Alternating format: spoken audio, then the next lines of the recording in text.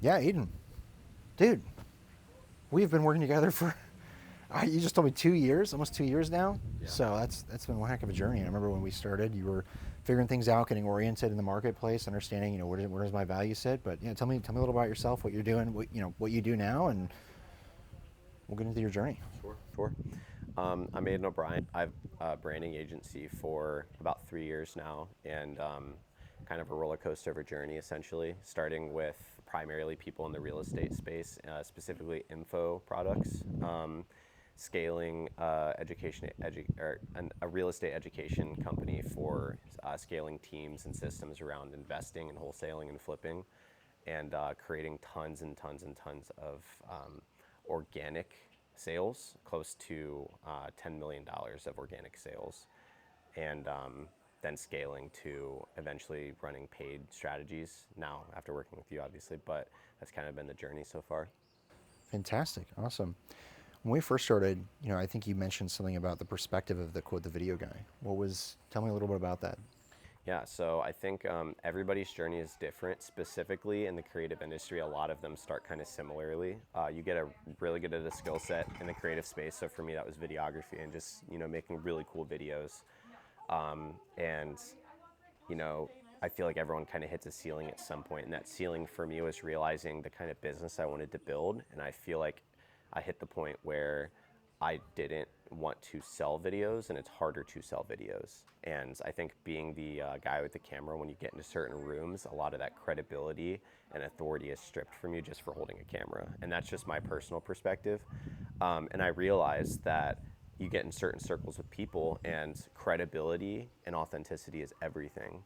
And I feel like if you are stripped of that before even opening your mouth, that's not going to get me to the business owner that I want to be, or into bigger rooms, into the next, $1 to $10 million of revenue. So there is a shifting point for me at some point during that journey where I'm like, I need some kind of a solution. And I was stuck in that operator seat, specifically just shooting videos for one. So there was a clarity moment there where I needed to figure out what that next step was for me. But yeah, I'm very much so an advocate of, if you love cameras, you love cameras, right? But if you want to build a machine, you have to be able to set the camera down someday. Yeah, it depends. You got to prioritize. Do you want to stick with your passion and not necessarily make as much? There's a ton of guitar players out there, for example, that absolutely are savage guitar players, and they try to do that for a living, but they're not able to make money off of it. And that's really the thing, is like you have to really decide what's more important to you. Is it making money, or is it sticking to what you love and what you quote enjoy? And I think you would learn to love things. Like when I made that shift, the reason I didn't like it was because I was scared and I wasn't very good at it. And after being in the space for so many years, you finally get a good hang of, okay, this is what it means to provide value and solve your clients' problems so they make more money, which then in turns give them the ability to pay you more money. And so that's kind of my perspective shift that I've been, is like, all right, I'm going to find ways to solve problems instead of just uh, just shoot camera stuff. Right. What's directly tied to revenue. Um, What's the shift been now? I know your model's changed a little bit. So instead of just being a service provider, you're now actually working and consulting with these companies, helping grow and put amazing processes in place. Tell me about that. Yeah, so ideally, I think I started with the mind and the skill set was there. And then the next shift was putting systems in place. And then when the systems are there, it's how can I actually provide really good LTV to my clients? And like I just mentioned, I think videos are their value to a certain extent, and it's about what you do with the videos. So at first, my whole business was about just creating organic content because that's what my credibility was built out of. Then I realized that the system that had worked for me is not necessarily a repeatable system for everybody, and a lot of it has to do with having access to resources, having teams at your disposal, and a lot of the people I was working with, unfortunately, just weren't willing to put in the energy, the time, the resources and allocation to get to that point.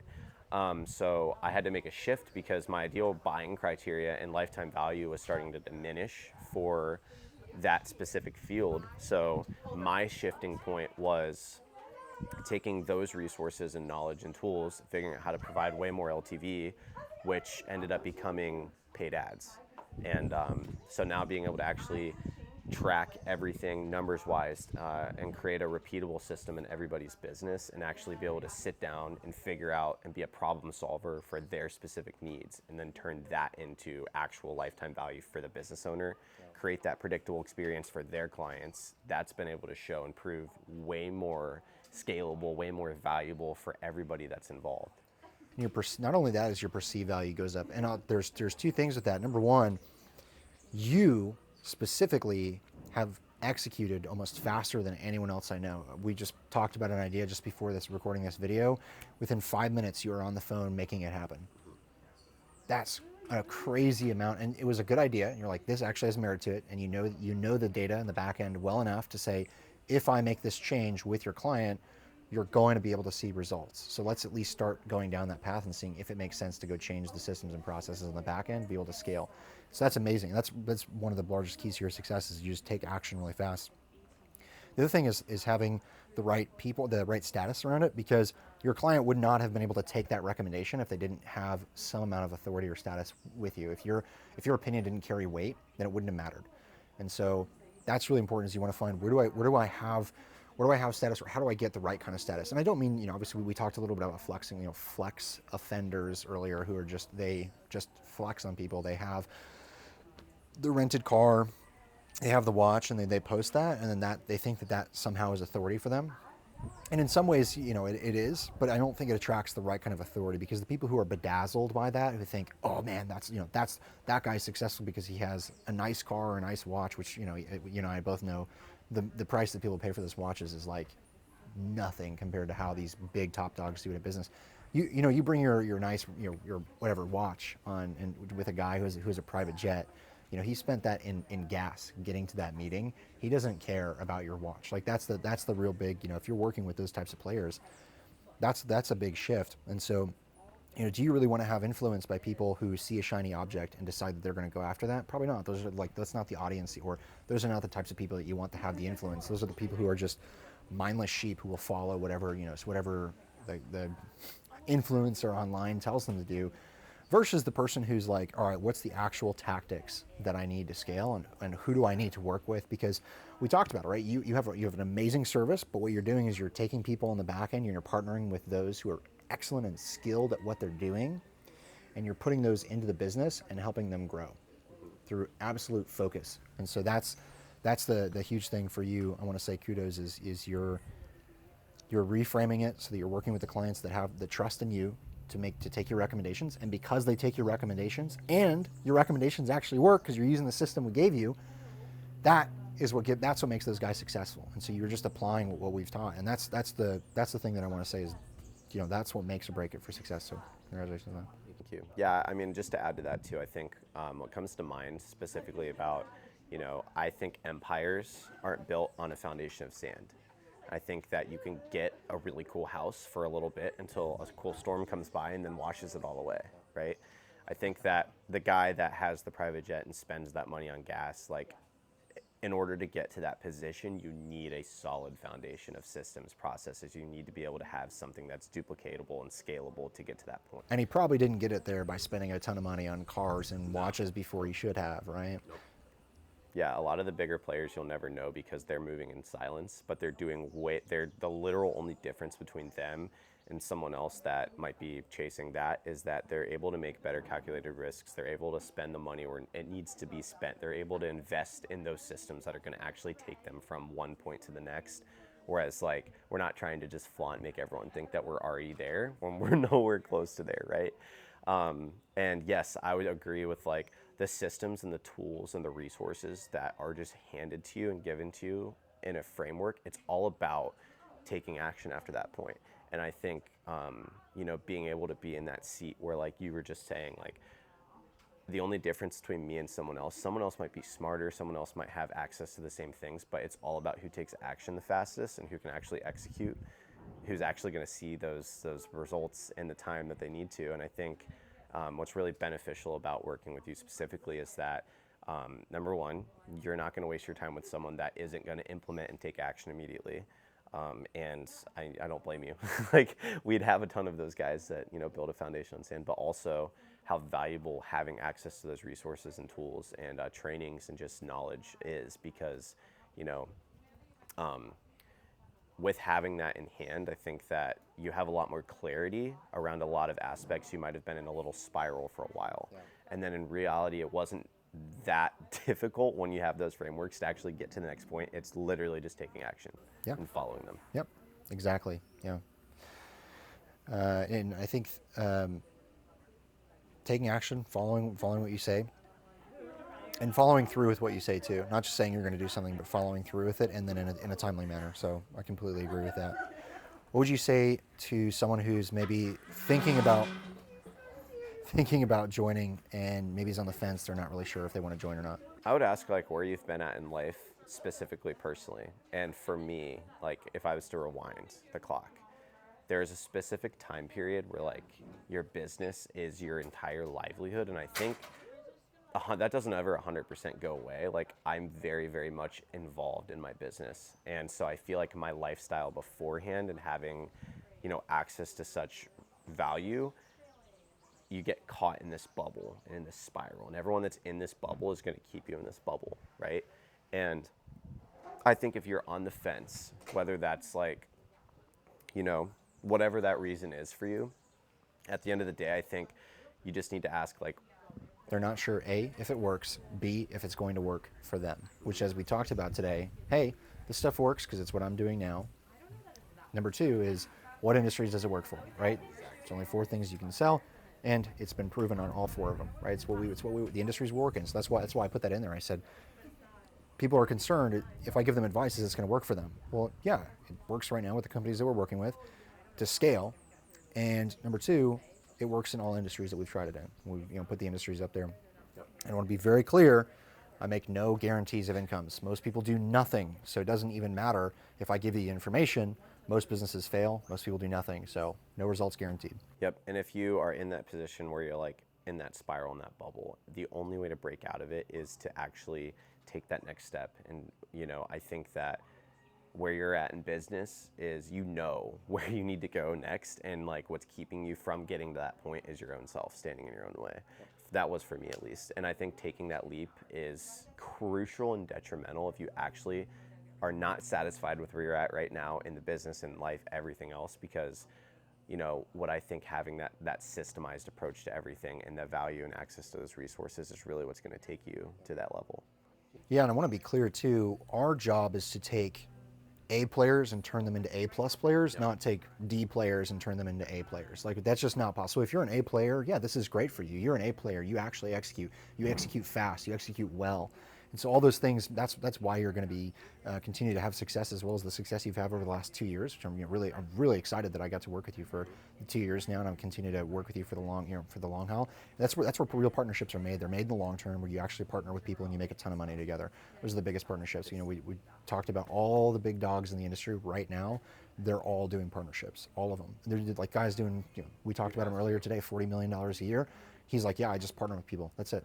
You have to do that to take the next step. Like I said, break out of that bubble, get uncomfortable, do what you know is necessary to take that business to the next level. Partnerships are definitely going to get you there, specifically partnering with Ocean. Like, I think that there's no one else in the industry that is providing as much accessible value as Ocean is right now. And I've been in a lot of different rooms. I've met a lot of different people that were like claiming to be that, and they just aren't. And that's the reality. And like, you know, whether that's the results you've generated or like what you can see in so many different people, like if you were on the fence at that point, like you need to absolutely just take the leap. If you want to actually, if you're serious, like some people say they are, but they're not genuine, they're so serious. The ones that are serious are the ones that are actually going to get to the next $10 million, and that's through this partnership. Yep. You know, at the end of the day, do you think that it's going to help you get there better, faster, or cheaper? The answer is yes.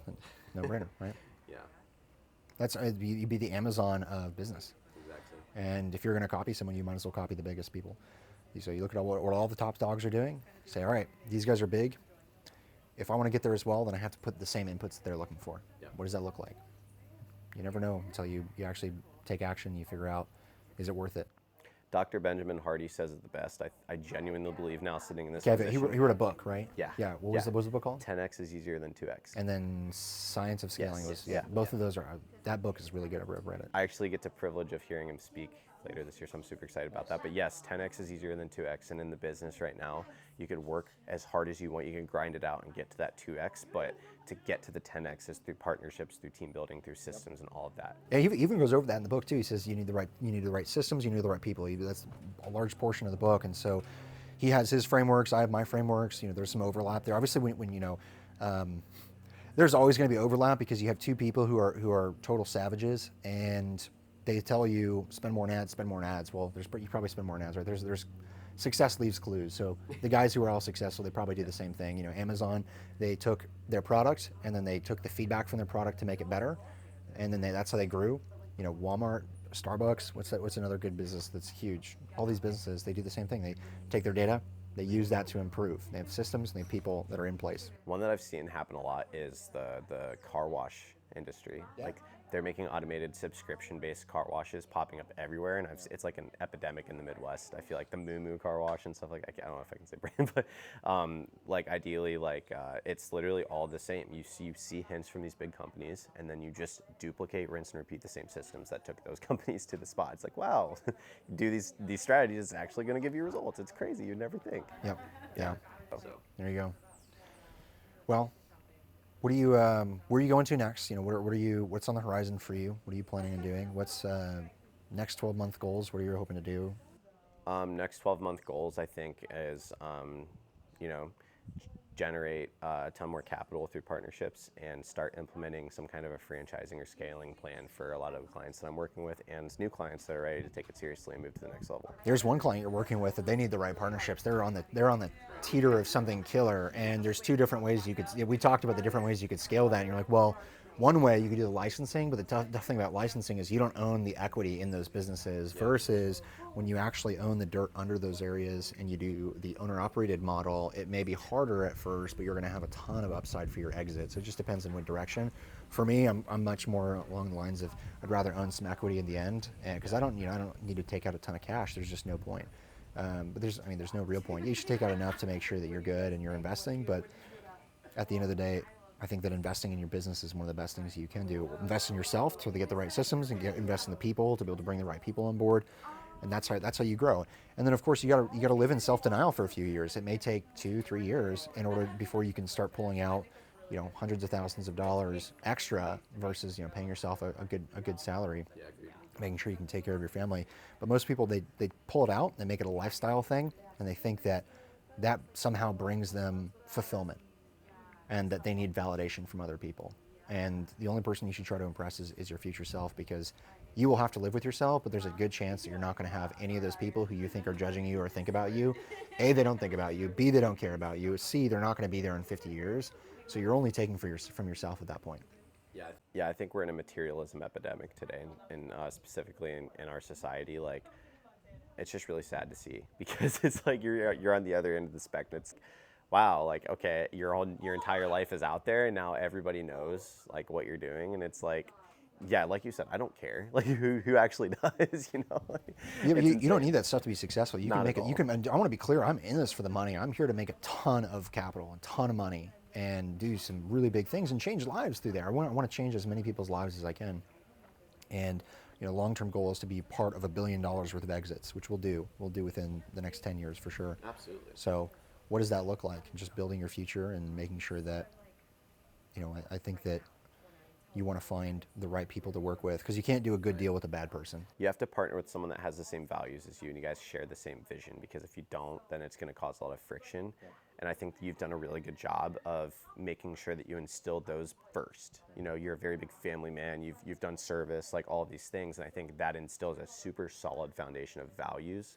And I think if in your position you wouldn't partner with someone that's not there, because it wouldn't make sense, because you guys would constantly have friction against what those values are. Well, even if we didn't, why would I want to give that person money? Exactly. Like, if I'm about to make you a ton of money and I don't agree with you, why would I want to work with you? Hell no. And so that's where it comes, like, you have to actually do what you say. And there's, we turn away more people than we actually work with, because there's just not a good fit, or the market's not big enough. And so, or maybe they're not A players, or they're not ready for that yet. that's the tough thing, because a lot of people are big talk, but they don't actually want to execute. Absolutely. And so that's the downside there, is you got to make sure that who you're working with is actually going to be able to fulfill. You know, there's this loop between promise and execution. So, you know, do they promise something, and then does they follow through with it? Promise, follow through. You want that loop to be as congruent as possible, both for yourself, because otherwise then you're lying to yourself. And I don't think anyone wants to live with that incongruence. I don't want to live with that incongruency. Maybe some people are cool with that. I know some people don't really care, but when you actually care and you want to do good work with good people, you know, culture becomes also really important. You know, so the biggest people, and another thing, you know, you have to shift someone's belief of, you have to focus on company culture, but some people don't want to focus on company culture. And you have to understand that you're not going to be able to recruit amazing A player talents if you're not super dialed in on your company culture, because then they don't care about money. You know, at some point, if you hire an A player that's making $300,000 a year, that person has options for jobs. You're so right. Yeah, and so if you don't treat them right, they're going to go find another place where they are treated right, because for them, it's not about money. They're probably, you know, there are some people who do the keeping up with the Joneses thing. They buy, you know, they live above their means. They're making, you know, $500,000, $1 million a year, which I know sounds like super unbelievable, but I know people who do that just as employees. Like, they just work or they partner with people, and they still live paycheck to paycheck. And I'm like, it's not worth having the biggest house ever to live paycheck to paycheck. It's just, for me, I don't understand that mentality. And so I'd rather have, like, you can also make super big plays when you hold back and you don't spend that money, and you're not burning, you know, $100,000 a month or something in your own personal income. But if you're not burning that much, you can save, and you're like, oh my goodness, you know, we have 5 years worth of runway where we could just do nothing and still be fine. And that allows you to take those big moves where you're like, okay, I'm good. I can actually do what I need to do without worrying to spend. Yeah, I agree. There's a lot of people like sitting there that I feel like they're gonna, like, specifically to leadership and culture within the business as well. Like, leadership is everything in a business. If you don't have good leaders, your team's not going to follow you, right? And also, like, Gary Vee, I never listen to Gary Vee personally, but I just happened to stumble on one of his videos the other day, and it was about leadership. And he said, it's not just about the leaders too, it's about the other people working next to you and alongside you too. So think about, like, he said the fastest way to burn your company down is to have one cancer stick in the company. And he's like, you need to audit your entire company, and you need to figure out which person is making everyone else's lives miserable, because they could be your top performer, they could be the one making you the most money, but at the end of the day, if everyone else hates their life because of working alongside them, that's never going to grow. No brilliant jerks. Yeah, it's literally, it's as simple as that. And also, I think leadership means taking accountability for a lot of the gaps in your business. As a leader, you can't point the blame to your team if you don't first take that ownership as a leader and figure out where the gap actually is. If it's a knowledge gap, like, did I provide them with the tools and resources to be successful? If it's an importance gap, did I make sure I set the right expectations with them? Did I make sure I showed them why it's important? Or is it them genuinely sitting with all these resources in hand and just still not taking action, still being a cancer stick? That's all the different levels of leadership. So, yeah, all of this is very, very important if you want to scale your business to the next 10 million or $100 million for sure. For sure. Yep. All right, Adin. Absolutely, It's bro. great talking Thanks with so you. much, man. Thank you, man. Thanks so much, man. Excited to see our journey as we probably continue to work together the next few years and see where it goes. That'll be really interesting to see, because I love the brick and mortar chains, and those are huge. If you can dial them in right, sounds like you have a cool opportunity there, and they're looking to probably bring on a few more locations. Yep. So we're gonna probably end up working with those guys to be able to add more locations and do it. And, like, you know, these guys, if they were on their own, they would probably take 5-10 years to do it on their own, but we could probably get it done in a year. I'm also very confident that you can do that. Let's do it. Obviously, no guarantees, but we'll see. We'll see. Yep. Thank you, Adin. All right, man.